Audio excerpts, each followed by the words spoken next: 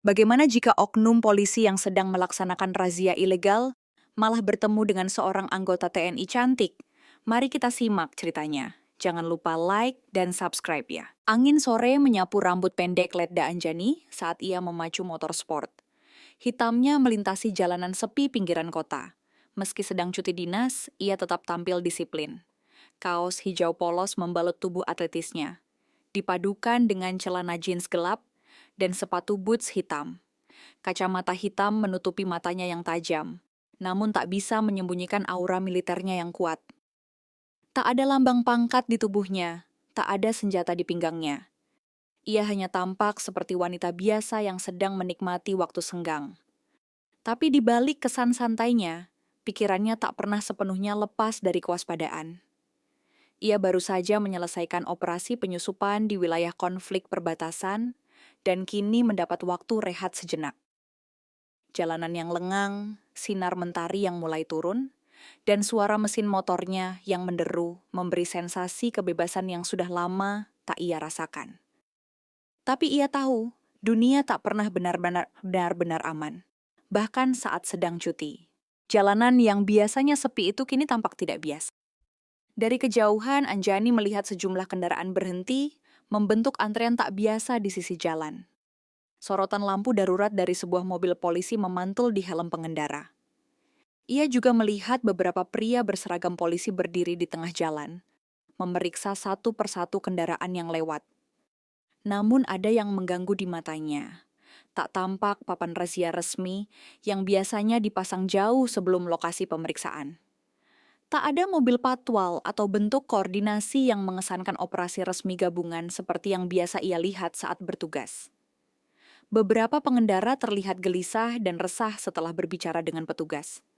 Bahkan ada yang berbalik arah diam-diam, memilih mencari jalan lain. Pemandangan itu membuat otaknya langsung bekerja.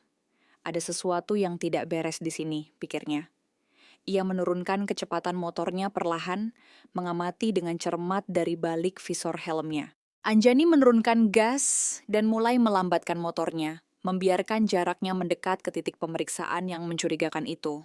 Ia memperhatikan detail demi detail. Pos razia terlihat seadanya.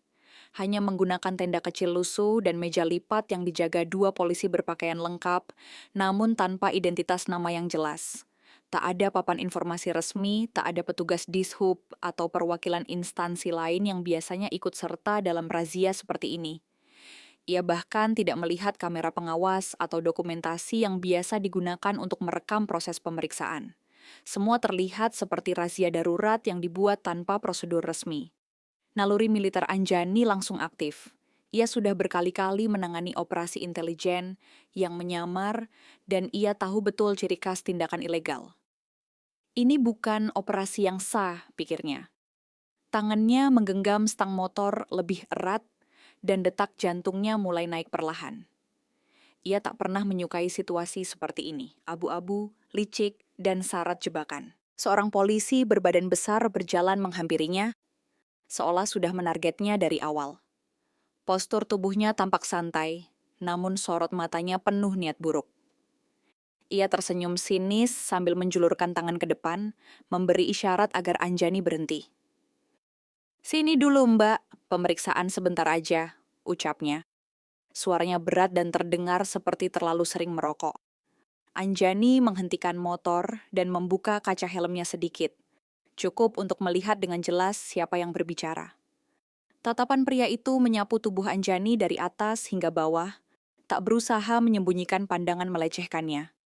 Anjani tetap diam, tak menunjukkan emosi, namun di dalam dadanya mulai tumbuh amarah terpendam.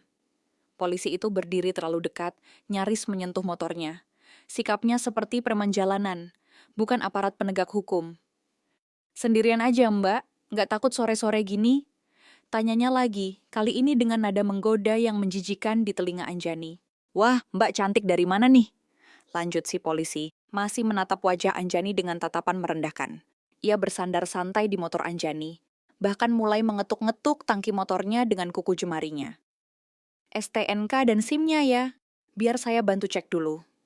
Tapi, kalau mau beres di sini juga bisa. Nggak usah repot-repot ke kantor, ujarnya sambil mengedipkan mata dan tertawa kecil. Anjani menghela napas panjang.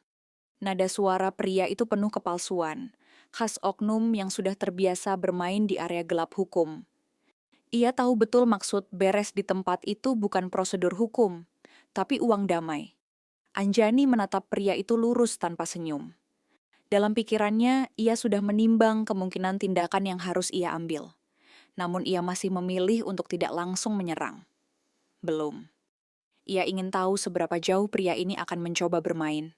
Ia kemudian membuka dompet kecil di jaketnya, mengeluarkan SIM dan STNK secara perlahan, dan menyerahkannya dengan tatapan tajam yang tak sedikit pun menunjukkan rasa takut. Anjani terdiam sejenak, menatap si polisi tanpa ekspresi berarti. Ia sudah sering menghadapi situasi seperti ini di berbagai bentuk lain. Di medan perang, di medan diplomasi, dan kini di jalanan. Ia mengenal betul gaya para oknum yang hanya menjadikan seragam sebagai alat untuk memangsa rakyat biasa. Polisi itu jelas tidak tertarik dengan surat-suratnya. Yang ia inginkan hanya uang pelicin, yang bisa mengalir mulus ke sakunya.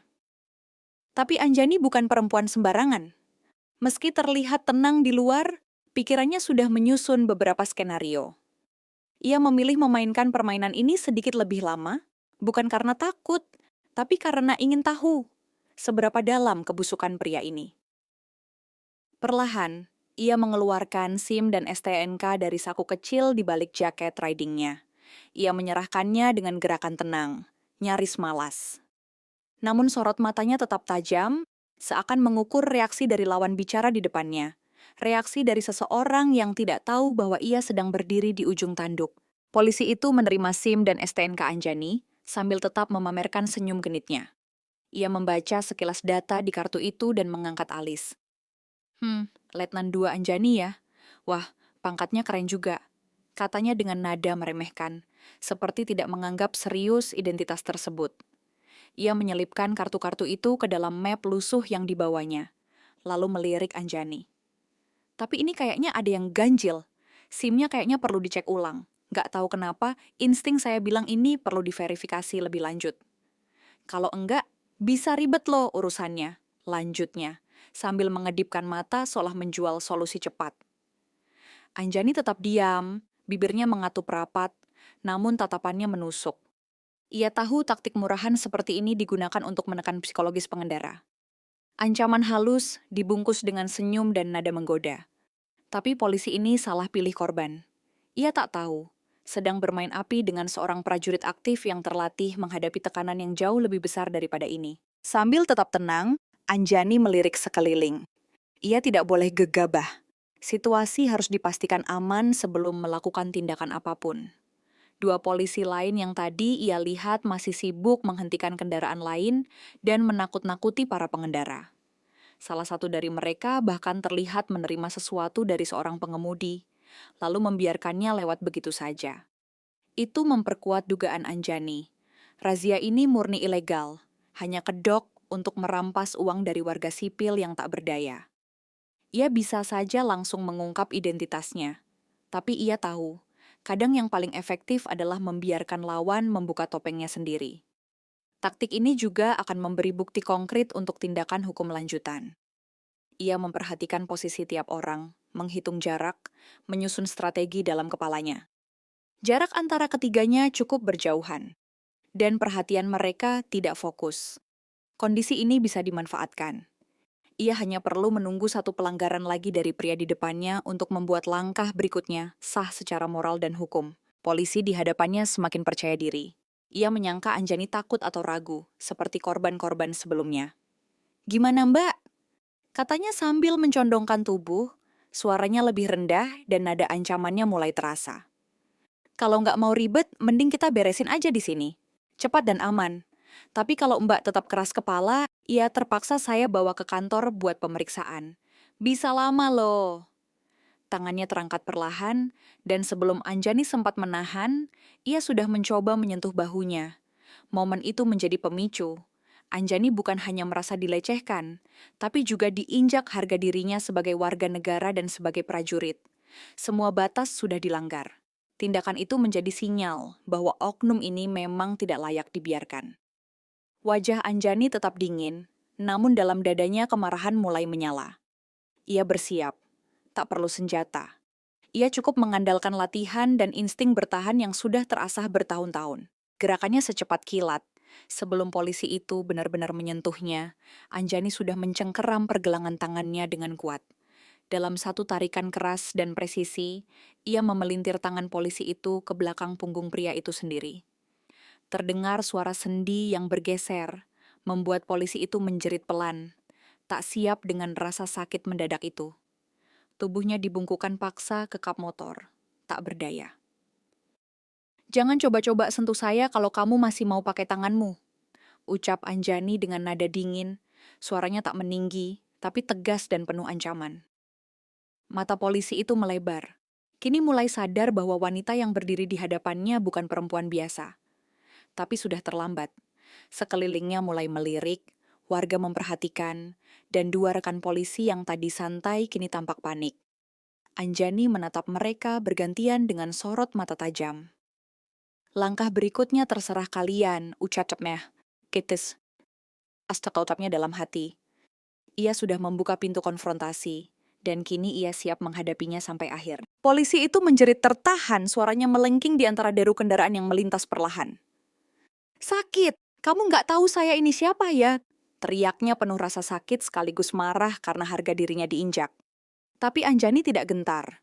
Dengan satu dorongan kuat dari bahunya, ia melepaskan cengkeramannya dan mendorong tubuh si polisi mundur hingga pria itu kehilangan keseimbangan. Saat kakinya terpeleset di atas kerikil, tubuh besar itu terhuyung ke belakang. Anjani tak menunggu ia jatuh. Ia menendang tepat di dada polisi itu, keras dan presisi. Tubuhnya terpental lalu menghantam tanah, debu mengepul di sekelilingnya. Polisi itu menggeliat kesakitan, memegangi lengannya yang masih terasa ngilu. Beberapa pengendara yang menyaksikan kejadian itu dari kejauhan mulai berkerumun.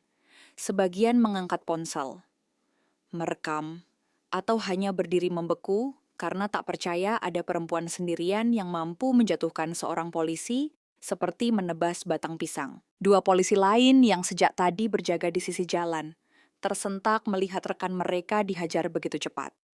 Tanpa aba-aba, keduanya berlari mendekat. Satu dari kanan, satu lagi dari kiri, berniat mengepung Anjani. Tapi Anjani sudah memperkirakan langkah mereka. Ia bergerak memutar, menghindari arah serangan sambil menarik bahu salah satu polisi dan memanfaatkan momentum larinya. Dengan tenaga penuh, ia menjatuhkan tubuh pria itu ke aspal menggunakan teknik judo dasar. Dentuman keras terdengar saat tubuh si polisi membentur jalan. Helmnya terlepas, berguling ke pinggir, memperlihatkan wajahnya yang langsung menghantam permukaan kasar. Darah menetes dari pelipisnya. Polisi satunya sempat terhenti sejenak, ragu untuk maju. Tapi tatapan tajam Anjani menusuk seperti pisau, seolah berkata, "Langkahi dulu mereka kalau mau lanjut." Penonton di sekitar makin banyak. Mereka mulai paham bahwa yang dihadapi oleh ketiga polisi itu bukanlah warga sipil biasa. Polisi ketiga akhirnya sadar bahwa ini bukan situasi yang bisa ia menangkan.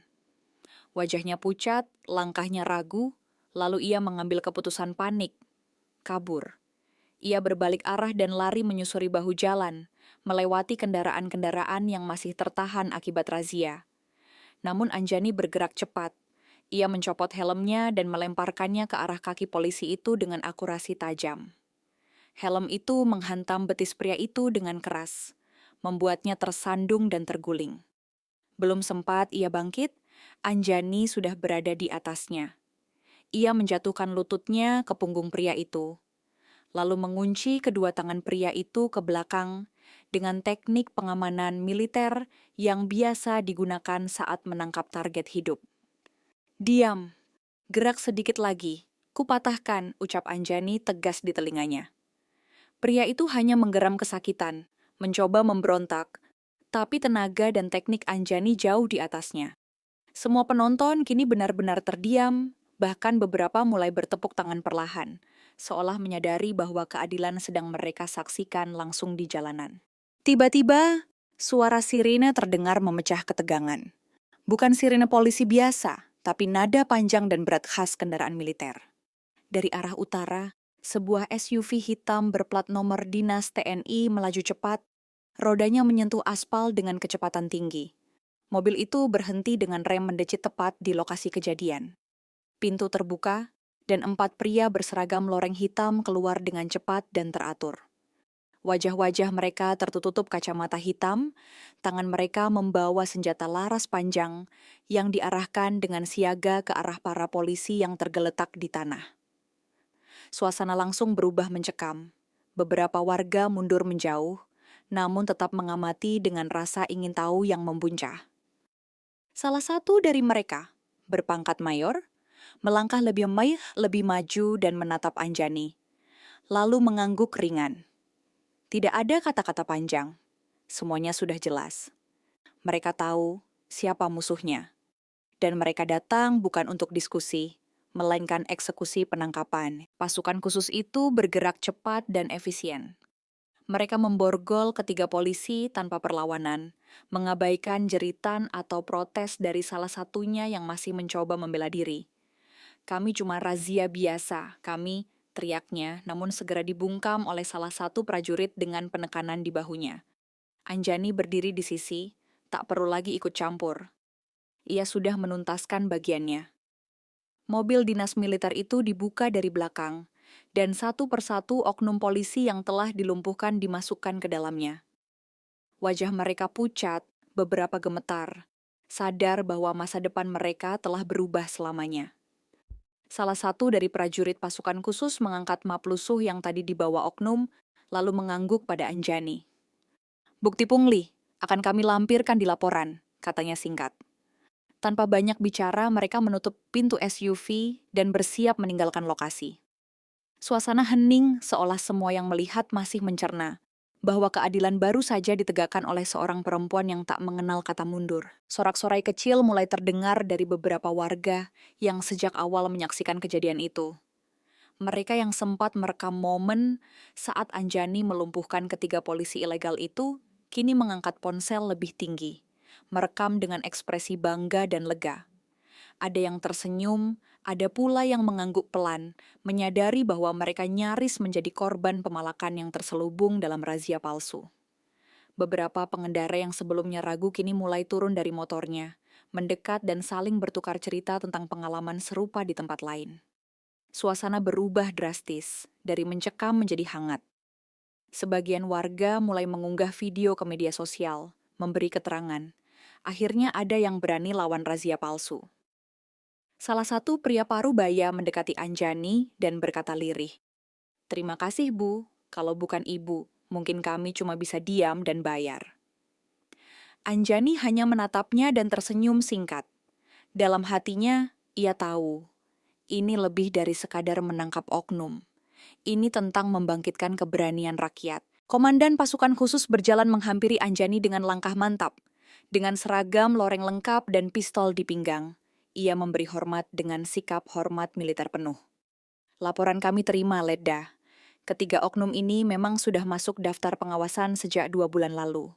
Tapi kami belum punya bukti kuat, sampai Anda turun tangan hari ini," katanya tegas.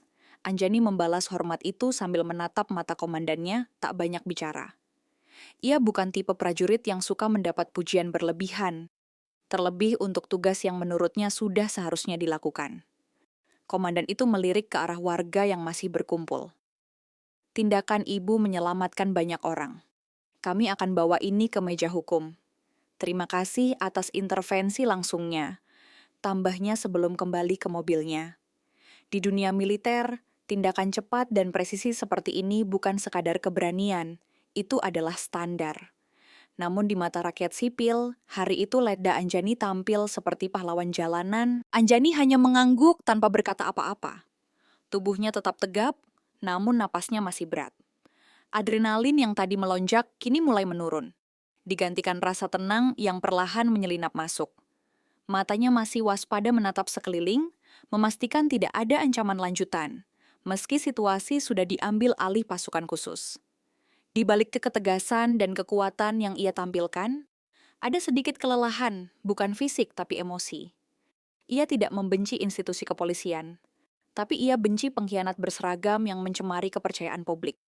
Ia tahu betul bahwa tugas seorang prajurit tidak selalu di medan perang. Kadang musuhnya bukan bersenjata, tapi berseragam palsu dengan niat busuk. Dan hari ini, satu titik kotor lagi berhasil ia bersihkan.